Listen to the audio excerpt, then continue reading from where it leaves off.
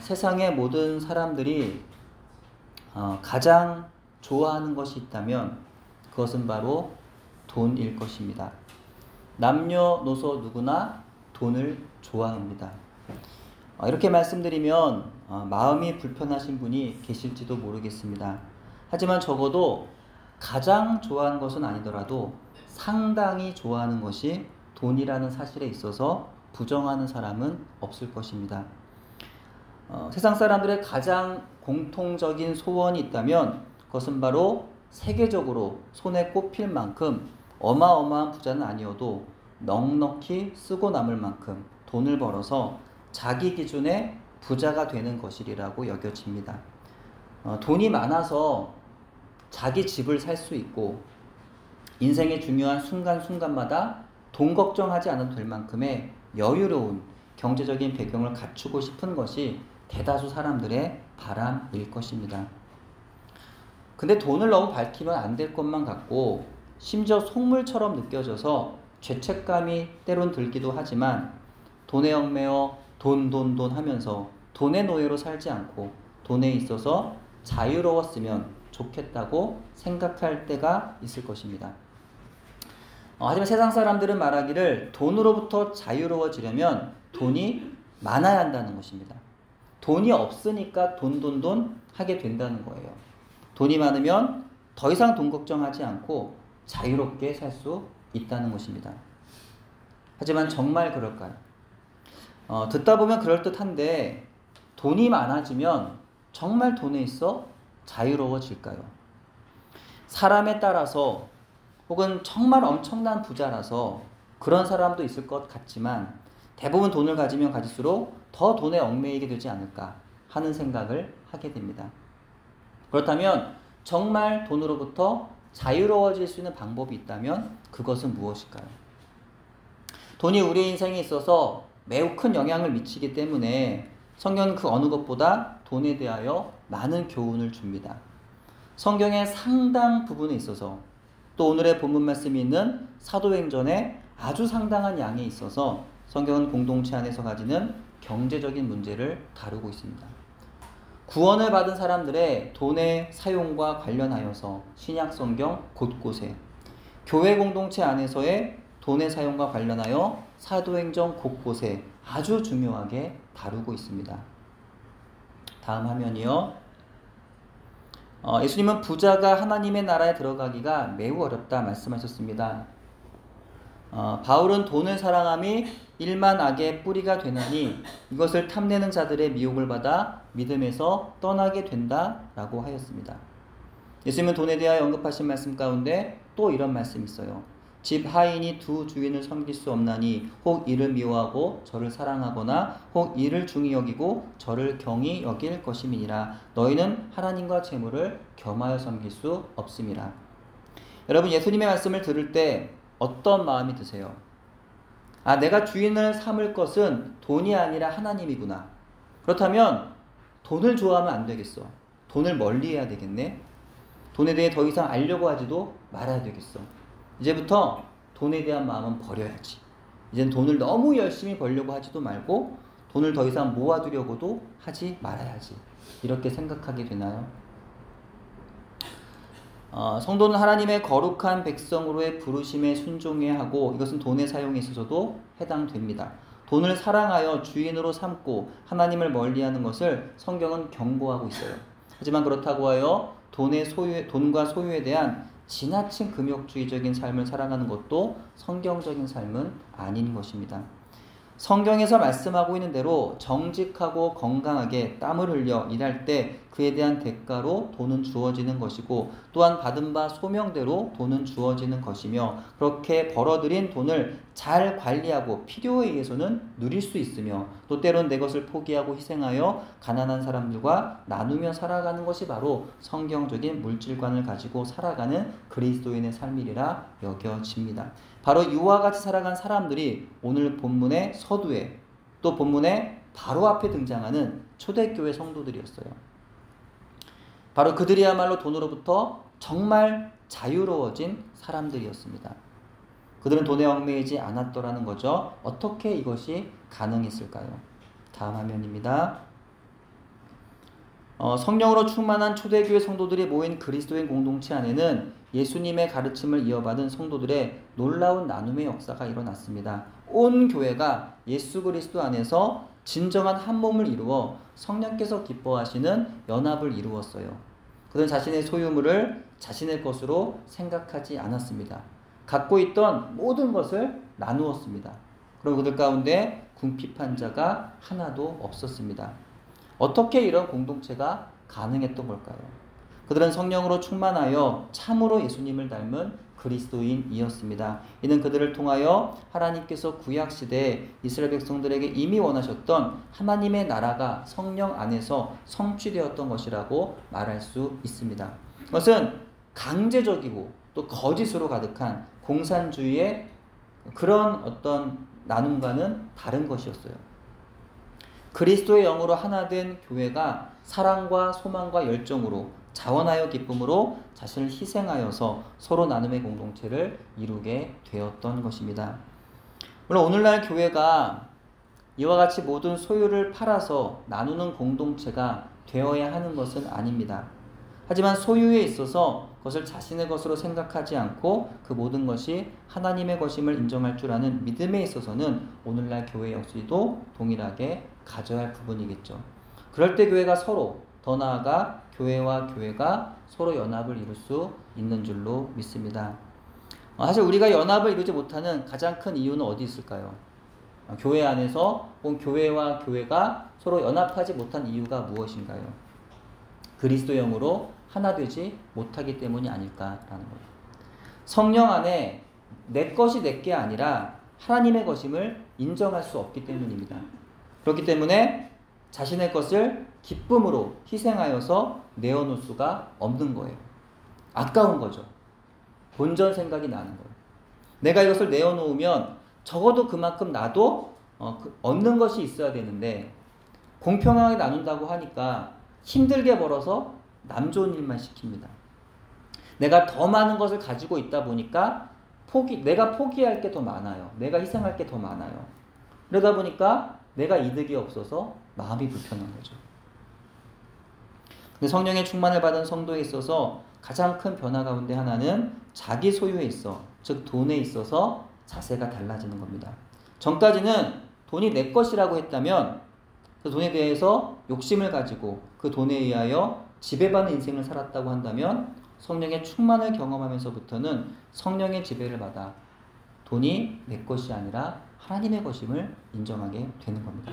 또 그런 사람들이 바로 자기의 소유물을 기꺼이 나눌 수가 있게 되는 거죠. 이런 성령 충만한 성도들이 자기 소유를 나누자 교회 안에는 가난한 사람들이 없어지게 되었습니다. 이처럼 진짜 교회, 성령님의 다스리심을 온전히 받으며 그분의 인도하심에 기쁘게 순종하여 함께 물질을 나누어 가난한 사람이 없어진 교회가, 그렇게 소유에 있어서 성령님의 지배 안에서 자유를 누렸던 교회가 바로 사도행전 초기 등장하는 예루살렘 교회의 모습이었던 겁니다. 4장 32절부터 당시 예루살렘 교회에 일어났던 일들을 이와 같이 기록합니다. 믿는 무리가 한 마음과 한 뜻이 되어 모든 물건을 서로 통용하고 자기 재물을 조금이라도 자기 것이라 하는 이가 하나도 없더라.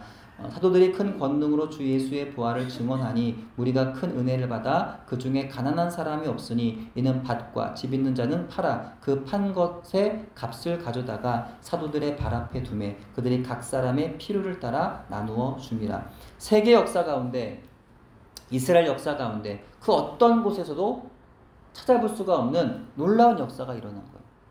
물론 지금도 교회뿐 아니라 주변에 보이면은요, 불신자들 가운데도 이 나눔에 실천하는 분들이 있어요.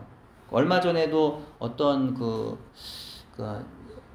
80대였나요? 어떤 그 노인 분이 평생 모았던 돈 뭐 5억 몇 천만 원인가요? 그 돈을 뭐 고려대 무슨 의료원에 뭐 기부를 했다라는 뭐 이런 기사도 읽었는데, 그러니까 주변에 보면은 그렇게 자신의 어떤 재산의 일부를 혹은 거의 전 재산, 평생에 모은 전 재산을 이렇게 사회에, 공공기관에 환원하는 그런 분들이 있습니다. 또는 정말 그렇게 나눔을 실천한 사람들이 모인 공동체가 또 있기도 해요. 근데 당시 초대교회 안에 일어난 나눔은 오늘날 그런 나타난 그런 나눔과는 차원이 다른 전무후무한 성령의 역사였더라라는 거죠. 이와 같은 배경에서 당시 교회 지도자 가운데 한 명이던 바나바는 자기 소유의 밭을 팔아서 사도들 앞에 내어놓았습니다. 교회 안에 모두가 자신의 것을 아낌없이 교회 공동체에 내어놓는 그런 분위기 가운데 바나바도 이에 동참을 했던 거죠. 하지만 다시 말씀드리지만 그것은 강제가 아니었어요. 교회 안에서 강제로 다 그렇게 막 나눔을 강요하는 그런 분위기가 아니었다. 예. 그냥 자기 것 자기가 써도 된다는 거예요. 안 나눠도 된다는 거예요. 그래서 자기 걸 내놓지 않는다고 해서 비난하거나 정죄하는 그런 교회 분위기는 절대로 아니었다는 겁니다. 다음 화면이요. 이러한 가운데 아나니와 삽비라라고 하는 부부가 어느 날 자신의 소유를 팔았습니다. 집인지 땅인지 그 밭인지 귀금속인지 알 수는 없어요. 하지만 그것을 팔았습니다. 당시 예루살렘 교회에 속한 회원이자 성도였던 그들은 교회 안에서 일어나던 나눔의 역사를 알고 있었고요. 최근 바나바가 이에 동참한 것에 대해서도 알고 있었으며 또한 그렇게 나눔을 실천한 사람들에 대한 그 성도들의 어떤 칭찬이 있다라는 것도 이 아나니아 삽비라는 알고 있었습니다. 그래서 아나니아 삽비라는 자기들도 소유를 팔아서 갖게 된 돈을 이 사도들의 발 앞에 가져다 놓았던 거예요. 문제는 공동체 안에서 칭찬과 명성을 얻기 위하여 일부 소유를 감추어 두고서 전부를 내어놓은 것처럼 거짓말했던 것입니다.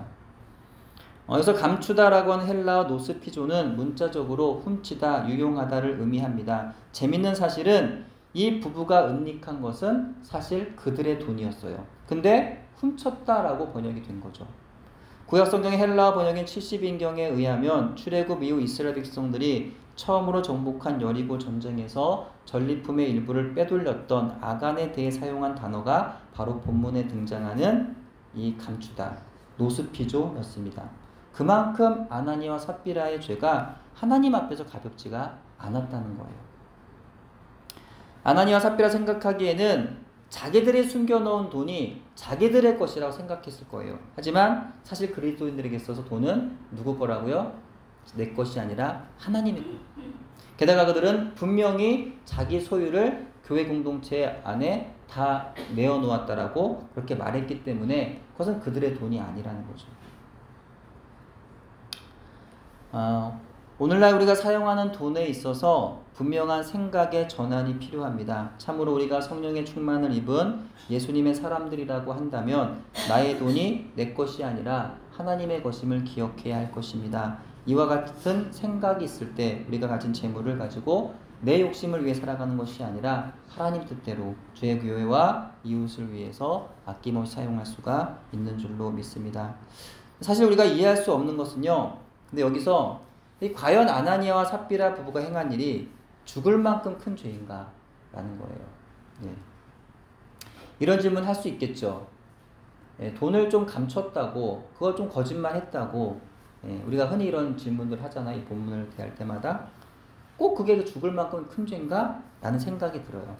예를 들면, 오늘날에도 주변의 나라들을 보시면, 이 필리핀의 경우 어떤 일이 벌어지나요? 이 범죄와의 전쟁을 벌이면서 이 마약 판매자들을 사형을 시키잖아요. 또 중국의 경우에는 부정부패를 척결한다면서 천문학적인 돈의 뇌물수수 및 횡령을 했던 고위 관료들을 사형에 처합니다. 근데 이게 나름 큰 죄이긴 하지만 우리나라를 생각해 보면 너무 그 죄의 형벌이 중하다는 거예요. 그렇죠? 우리나라는 마약을 했다고 죽인다거나 뇌물수수했다고 사형에 처한 일이 없기 때문이죠. 꽤 과도한 형벌로 보이더라는 겁니다. 근데 아나니와 삽비라의 경우는 마약을 하거나 판 건 또 아니었어요.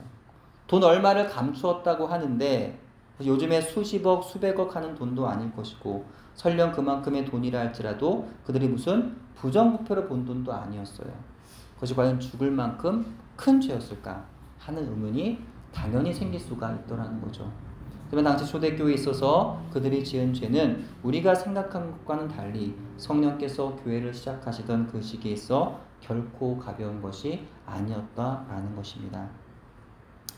아나니와 삽비라가 저지른 죄는 표면적으로 돈의 일부를 감춘 것입니다. 하지만 아나니와 진짜 죄는 그들이 성령을 속이려고 했다는 것입니다. 교회를 속이는 것은 성령을 속이는 것입니다. 하나님의 사람들, 성령이 내주하시는 그리스도인과 그리스도인들이 모인 공동체를 속이는 것이 바로 성령을 속이는 것입니다. 성경이 우리에게 그렇게 말씀하고 있더라는 것이죠. 돈은 우리의 삶에 있어서 신과 같은 특징을 가집니다.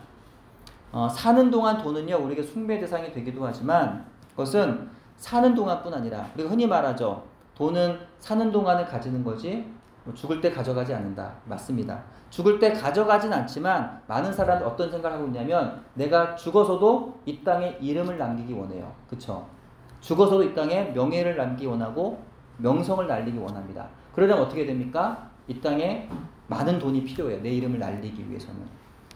그 때문에 더 많은 돈이 필요하기 때문에 그만큼 사람은 돈을 추구하더라는 거죠. 게다가 돈의 위력이 가지는 가장 큰 부정적인 현상은 그리스도인들의 십자가의 길을 방해한다는 데 있습니다. 수많은 크리스천들이 돈 때문에 순례길을 가기를 포기하거나 그 길에서 이탈해버리고 말기 때문입니다. 예수님의 네 가지 밭을 비유해 보시면 네 가지의 밭은 놀랍게도 불신자가 아니라 교회 안의 성도들을 의미합니다. 좋은 밭, 길가밭, 돌밭, 가시떨기 밭이 있는데요. 그들 중에서 하나님 말씀을 잘 듣고 열매를 맺은 밭은 좋은 밭입니다. 한 밭은 마귀의 공격에 넘어졌고 한 밭은 환난과 박해에 넘어졌고 또 다른 한 밭은 세상의 염려와 재물의 유혹에 기운이 막혀서 결실하지 못했습니다. 단 하나의 밭, 좋은 밭만이 자라서 열매를 맺었습니다. 수많은 성도들 가운데 끝까지 믿음의 길, 순례의 길에서 경주를 완주하지 못한 사람들이 나오더라는 거예요. 또 그 가운데 한 부류가 바로 물질 때문에 믿음을 저버려 그 길에서 이탈하고 말더라는 겁니다. 오늘날에도 보시면 한국교회 안에 일어나는 가장 많은 문제가 바로 돈의 문제가 아닙니까? 그리스도인들이 돈에 있어서 쉽게 거짓을 행하는 경우가 흔치 않게 벌어지더라는 겁니다.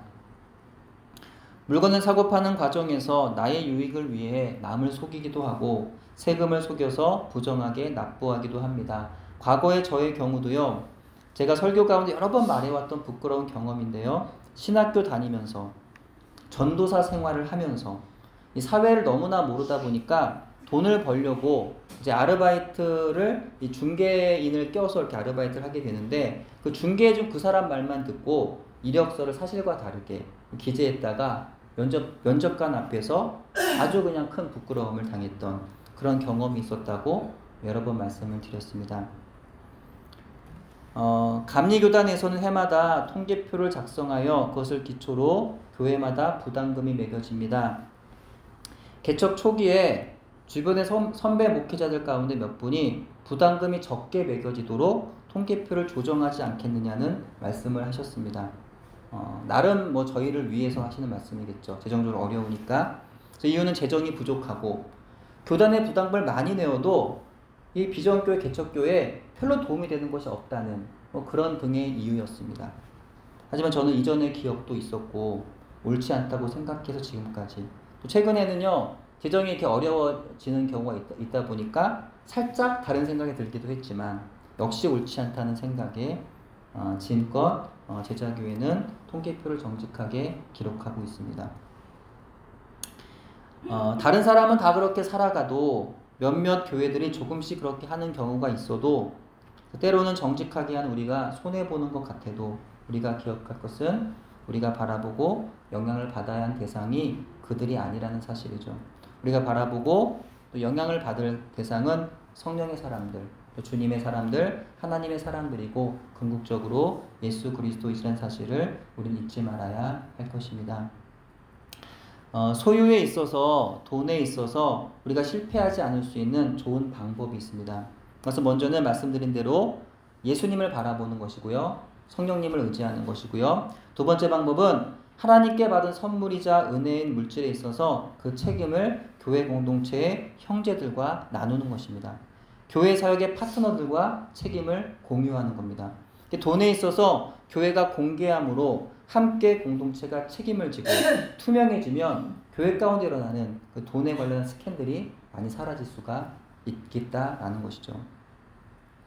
교회가 이와 같이 성령의 충만함을 받아 돈에 있어서 그것을 나의 것으로 여기지 아니하고 하나님의 것으로 여겨 서로 기쁨으로 나누고 또한 돈에 있어서 떳떳하고 투명하고 거룩해진다면 그 모습이야말로 돈에 있어서 자유로워진 것이라 말할 수 있지 않겠느냐라는 것이죠. 사실 돈으로부터 자유로워진다는 건 쉽지 않습니다. 여러분 돈으로부터 자유하십니까?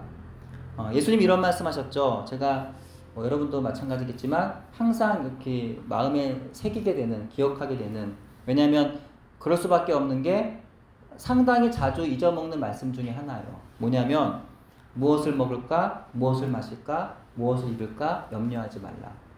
동의하시나요? 이렇게 사세요? 이렇게 저희가 잘 못 살잖아요. 항상 염려하지 않습니까? 무엇을 먹을까 염려하고, 무엇을 입지, 무엇을 마시지 염려하지 않습니까? 당시 대부분의 극도의 궁핍한 처지에 놓여있던 사람들, 그 유대인들에게 있어서 예수님의 그 말씀은요 엄청난 도전이었습니다. 사실 불가능한 일이었어요. 염려하지 않고 살아간다는 게. 그들의 경우만큼 아니더라도 우리 인생에 차지하는 그 돈의 영역을 생각해 본다면 우리가 돈에 있어서 자유하기란 어쩌면 불가능할지도 모릅니다. 하루 중에 잠시는요 돈 걱정 안 하고 살 수 있을지도 몰라요. 하지만 그것도 걱정하지 않을 만큼 내가 돈이 충분해서가 아니라 잠시 그냥 있는 거죠. 그냥 걱정을 잠시 있는 거죠. 근데 하루가 멀다 하고 돈 때문에 걱정스러운 일들이 벌어집니다. 현재도 그렇지만 미래를 생각하면 또 어때요? 암담하죠. 걱정하기 시작하면 암담합니다. 그렇죠? 더 불안하고 더 염려스러울 때가 많더라는 거예요. 그래서 돈을 더 벌어야 할 것만 같고 더 막 모아야 할 것만 같고 그래서 돈 하면서 우리는 나도 모르게 돈의 노예가 되어 가더라는 거죠. 하지만 하나님 우리에게 돈의 노예가 되지 말고 돈으로부터 자유하라고 말씀하십니다. 돈의 노예가 아니라 돈의 주인이 되라고 말씀하신 줄로 믿습니다. 성령님의 충만함을 받아서 내 안에 성령님이 항상 내주하심을 기억하고 초대교회 성도들처럼 실제적인 나눔과 구제와 선교의 삶을 실천하고 살아간다면 그 돈에 있어서 깨끗하고 거룩해진다면 그것이 바로 돈으로부터 자유로워진 삶인 줄로 믿습니다. 고린도전서 3장 16절 17절 다음 화면 말씀 같이 읽겠습니다. 시작. 너희는 너희가 하나님의 성전인 것과 하나님의 성령이 너희 안에 계시는 것을 알지 못하느냐. 누구든지 하나님의 성전을 더럽히면 하나님이 그 사람을 멸하시리라. 하나님의 성전은 거룩하니 너희도 그러하니라. 아멘. 여기서 하나님의 성전은 성령이 내주하시는 성도를 가리킵니다. 내 안에, 우리 안에 그리스도 영이신 성령님께서 거하신다는 이 사실을 분명히 인식하기만 하면은요, 우리는 죄 지을 수 없습니다. 그렇겠죠? 깨끗하고 거룩하게 살 수 있어요. 돈에 있어서도 죄 짓지 않고 얽매이지 않으며 자유할 수 있다라는 거죠. 로마서 8장 2절 다음 말씀 시작. 이는 그리스도 예수 안에 있는 생명의 성령의 법이 죄와 사망의 법에서 너를 해방하였습니다. 아멘. 예수 그리스도 안에 있는 생명의 성령의 법이 우리를 시험하고 유혹하는 모든 죄와 사망의 법으로부터 자유하게 합니다. 그것은 돈에 있어서도 그러합니다. 생명의 성령의 법 안에서 우리는 모든 죄로부터 그리고 돈으로부터 자유할 수 있는 줄로 믿습니다. 그리스도인은 모두가 성령 안에 거하여 있지만 모든 그리스도인이 성령으로 충만하진 않습니다. 동의가 되나요?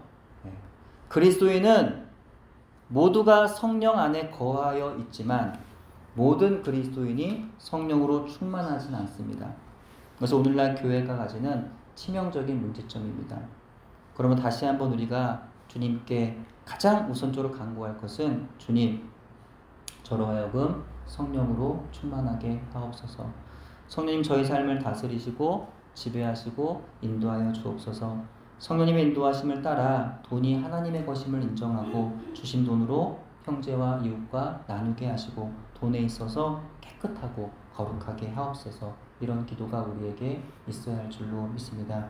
여러분 모두 성령님의 충만함을 입으시기를 주님의 이름으로 축복합니다. 성령님의 충만하심의 지배를 받아서 죄를 멀리하고 가진 물질로 형제와 이웃에게 아낌없이 기쁨으로 나누며 살아감으로 특별히 더 많이 봉사하고 선교하는데 우리의 가진 물질을 흘려보내므로 또 돈에 있어서 부끄럽지 않게 깨끗하고 거룩해서 돈으로부터 자유로워지는 우리 제자교회 공동체가 되기를 간절히 소원합니다.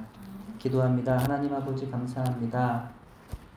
오늘 한날에도 우리 인생에 어쩌면 우리에게 가장 큰 영향을 미치는 이 돈에 있어서 우리가 어떤 자세로 살아가야 되는지 잠시 말씀을 나누었습니다. 하나님, 우리가 이 돈에 대한 또 이 세상에서 우리에게 돈에 대해서 말하는 그런 소리에 우리가 귀를 기울이는 것이 아니라 우리 주님이 또 성경이 하나님이 우리에게 뭐라고 말씀하신지를 기억하게 해주시고 주님의 말씀을 기억하면서 그 돈에 대해서 어떤 마음을 가지고 살아야 될지, 그것이 내 것이 아니라 하나님의 것임을 인정하고 그렇기 때문에 주를 위해, 주의 몸된 교회를 위해 사용해야 되는 것임을 기억하며 살아갈 수 있는 우리 모두가 되도록 인도하여 주옵소서. 감사드리오며 예수님의 이름으로 기도합니다.